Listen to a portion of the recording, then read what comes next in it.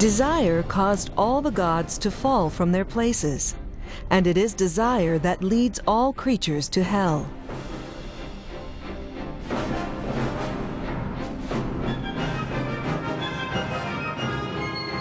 Desire is craving, and craving is suffering. Desire always leads to suffering.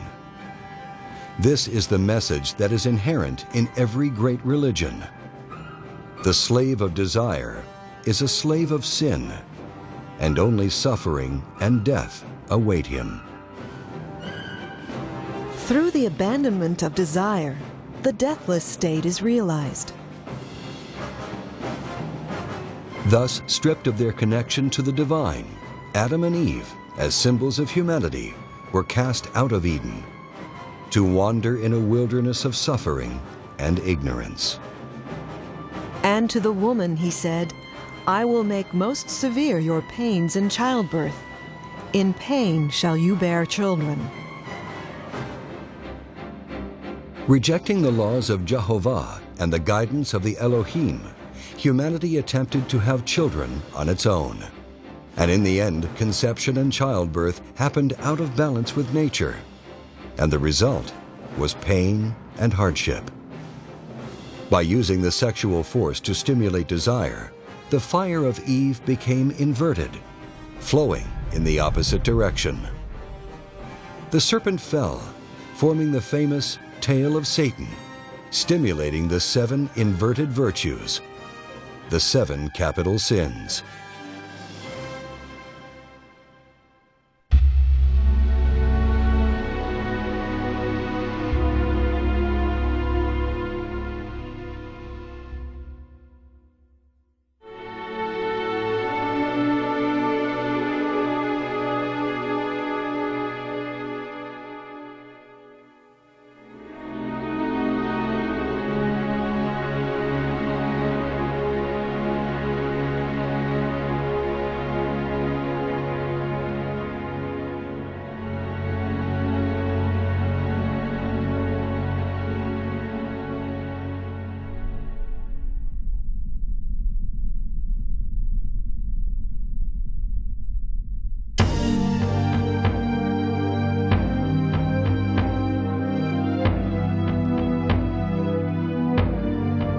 Eden exists within every soul that is united with God. Expelling the light of God from within expels the soul from Eden and creates a great emptiness. To replace the void created by this disconnection with God, mankind created civilizations, ideas, and religions, seeking material wealth, power, and sexual satisfaction. Desire for sensation became the new god and only served to further degenerate mankind until man was left with only a trace of the divine inside. The secret knowledge contained in the story of Adam and Eve can be found hidden in mythological and religious stories from around the world. In story after story are found the enlightened or empowered heroes brought to ruin by their lust. In the Judeo-Christian tradition, long hair was the symbol of sexual purity or chastity. Thus, when Delilah cuts the hair of Samson, this is a symbol of lustful seduction. Samson lost his power when he could not control his sexual desire. In the epic Indian classic, the Mahabharata, the immortal Pandu is warned never to release the sexual energy. But when tempted by a beautiful woman, he proves incapable of controlling his lust, and he throws away his immortality and dies. By expelling the sexual energy, humanity lost their inner senses and were no longer able to perceive God directly.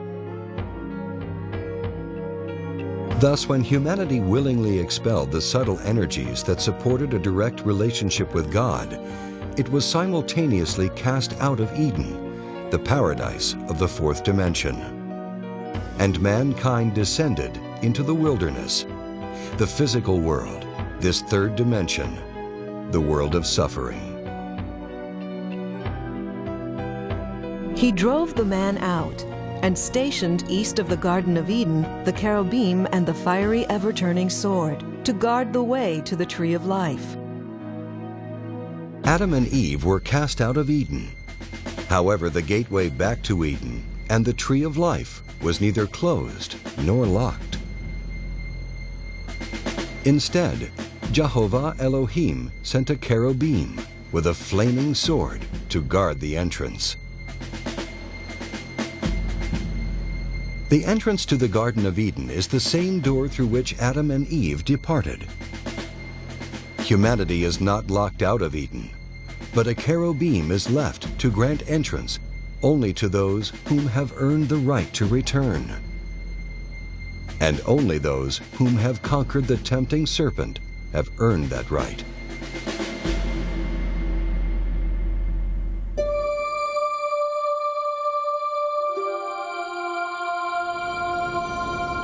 If you bring forth what is within you, what is within you will save you. But if you do not bring forth what is within you, what is within you will destroy you.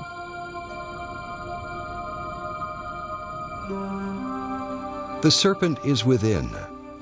The serpent is the sexual fire. It is a very powerful atomic energy with a polarity that can be used either to create or to destroy. Because this energy is so powerful, the individual requires great willpower in order to overcome the lure of this serpent. The temptation of this serpent is through material pleasure and self-edification.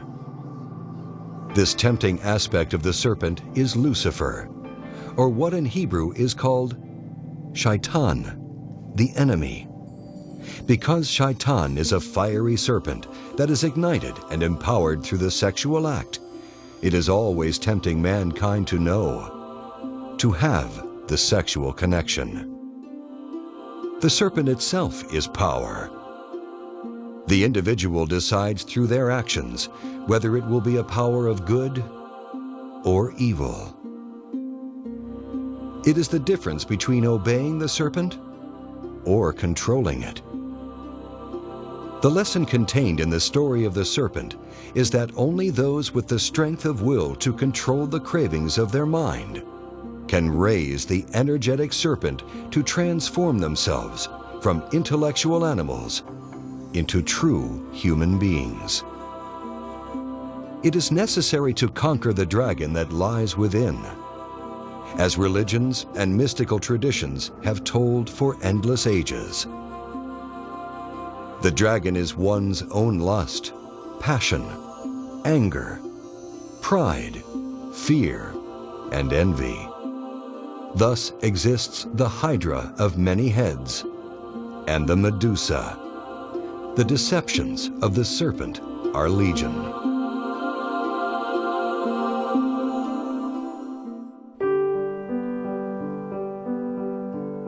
The great heroes and gods always have the serpent under their power, and it is the serpent who protects them and conquers their enemies. In contrast to the serpent that tempted Eve, causing her to fall, there is the serpent of Moses, who commanded its power and conquered the Egyptians, accomplishing great miracles. The Egyptians had degenerated into black magic, and Moses appeared to deliver the true teachings. The Hebrew mem signifies water, shin is fire, and he is the